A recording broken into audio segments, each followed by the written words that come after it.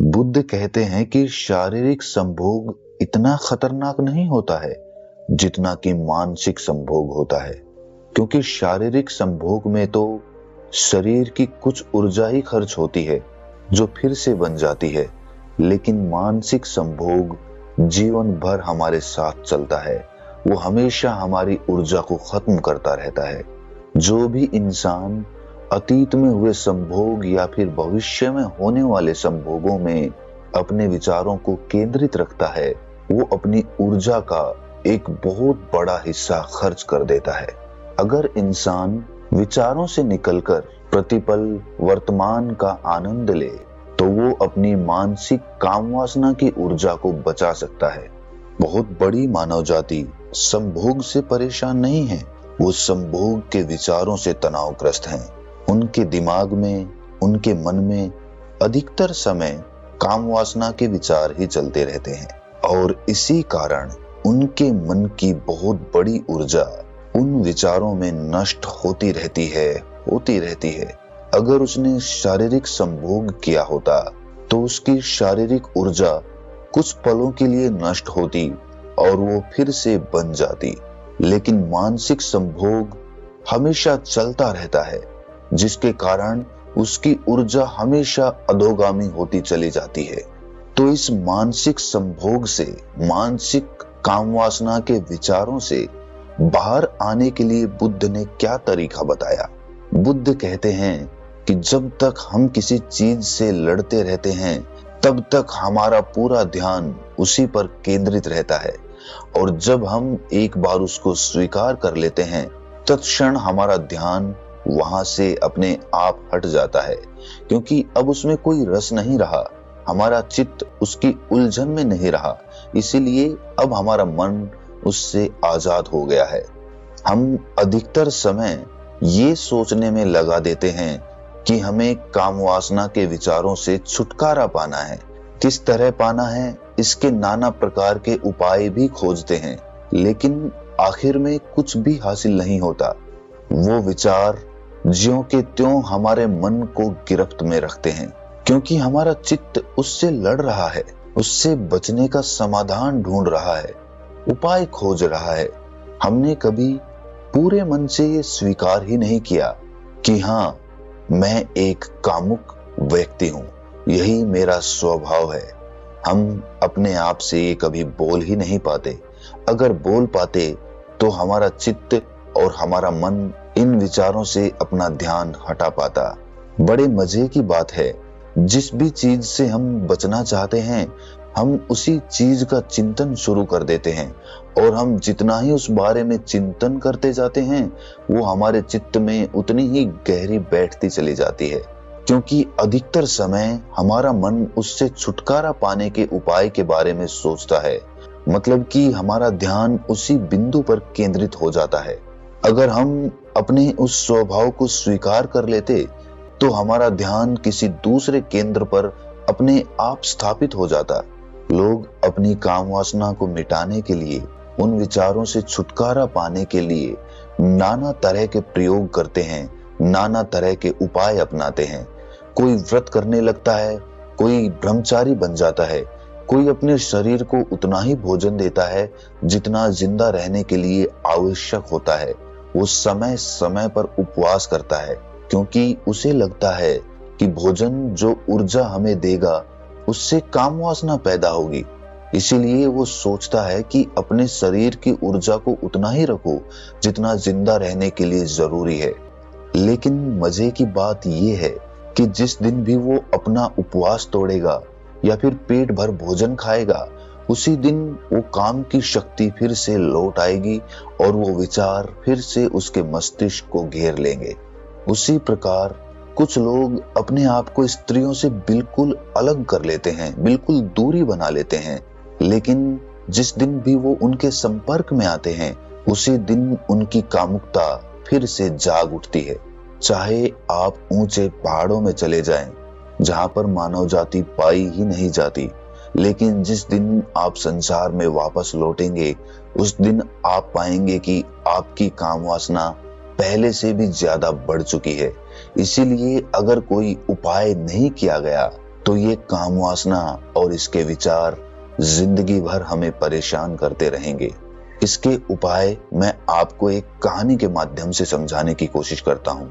कहानी छोटी सी है, लेकिन आपके सारे सवालों के जवाब दे सकती है।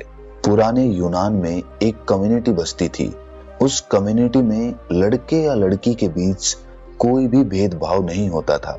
जिस प्रकार दो लड़कों की आपस में दोस्ती होती है, उसी प्रकार वहां पे लड़का और लड़की के बीच भी दोस्ती होती थी।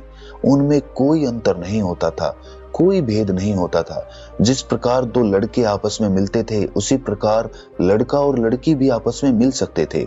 इसमें कोई भी बाधा या कोई भी नियम नहीं था। यहाँ तक कि रात में पूरे गांव के लोग एक साथ ही सोते थे, एक छत के नीचे ही सोते थे। यहाँ तक कोई समस्या नहीं थी। उस गांव के युवाओं को काम वासना के विचारों के बारे में कुछ पता ही नहीं था, क्योंकि विचार आते ही नहीं थे।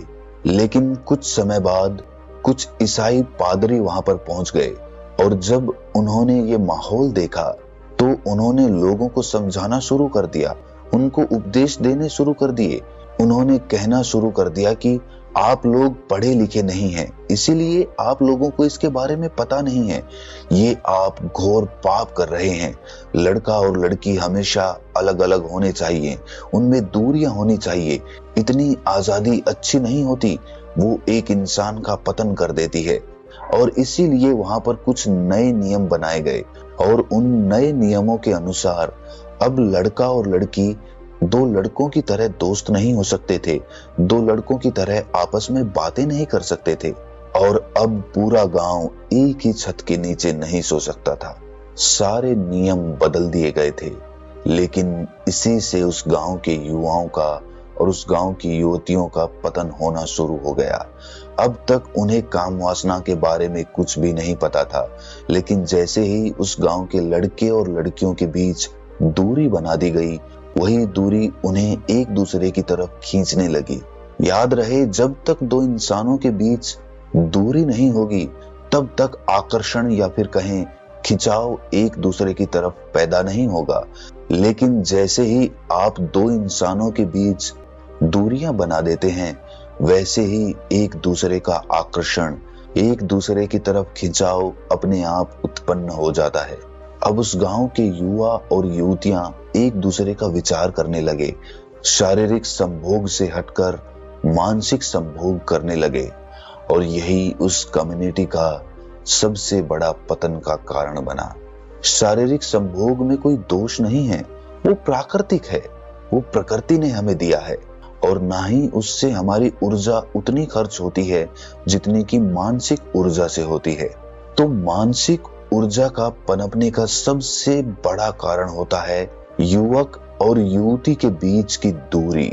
जब भी आप किसी युवती से बात नहीं कर पाते हैं, या फिर कोई युवती किसी युवक से बात नहीं कर पाती है, एक दूसरे से घुल मिल नहीं पाते हैं, तब उनके मानसिक विचार एक दूसरे पर केंद्रित हो जाते हैं। वो बात नहीं कर रहे, लेकिन उनके भीतर, उनके मन में एक दूसरे से संवाद चल रहे होते हैं। इसीलिए अगर कोई भी युवक मानसिक काम वासना से ग्रस्त है, उसके विचार हमेशा दूसरी युवतियों के बारे में सोचते रहते हैं, तो उसे ख्याल करना चाहिए। उसे अपना कदम बढ़ाकर उन युवतियों से बात करने की कोशिश करनी चाहिए, और जैसे जैसे वो उनसे बात करने लगेगा, वैसे वैसे वो पाएगा कि जो विचार, जो काम वासना उसके दिमाग में भरी हुई थी, वो काम वासना अब धीरे धीरे खत्म हो रही है। और एक समय पर वो पाएगा कि जिस स्त्री के विचारों में वो हमेशा घिरा रहता था, उसके कामुक विचार पनपते रहते थे, अब उसी स्त्री से संभोग करने का ख्याल उसके मन से पूरी तरह से विलीन हो चुका है। तो सबसे पहले तो अपनी काम वासना से लड़ो मत, उसे स्वीकार करो, उसे अपनाओ, उसे मानो कि हाँ तुम हो, तुम वही हो, तुम कामुक हो, तुम्हारे विचार काम वासना से घिरे रहते हैं, और उससे तुम्हें लड़ने की जरूरत नहीं है, बस उसे स्वीकारने की जरूरत है। और जब तुम ये स्वीकार कर लेते हो, तो स्वाभाविक रूप से तुम्हारे ध्यान के मुख्य केंद्र बदलने लगते हैं, और उसके बाद जब तुम अपने काम वासना के विचारों से बचना बंद कर देते हो, उसे स्वीकार कर लेते हो, उसके बाद स्त्री के पास उससे बात करने से हिचकना नहीं है, उससे स्वाभाविक तरीके से बात करनी है, जिस तरह से दो लोग आपस में बातें करते हैं। मनुष्य का मन तो इतना चंचल है, इतना अनियंत्रित है कि वो अगर किसी जानवर को भी संभोग करते हुए देख लेता है तो भी काम वासना के विचारों से भर जाता है। इतना चंचल और इतना कामुक मन सिर्फ इसी कारण से पैदा होता है क्योंकि आप अपनी काम वासना को स्वीकार नहीं कर पा रहे, उससे बचना चाहते हैं, उसको खत्म करना चाहते हैं। आपने कभी ध्यान दिया कि जिस भी चीज को आप स्वीकार कर लेते हैं उस पर से हमारा ध्यान अपने आप हट जाता है।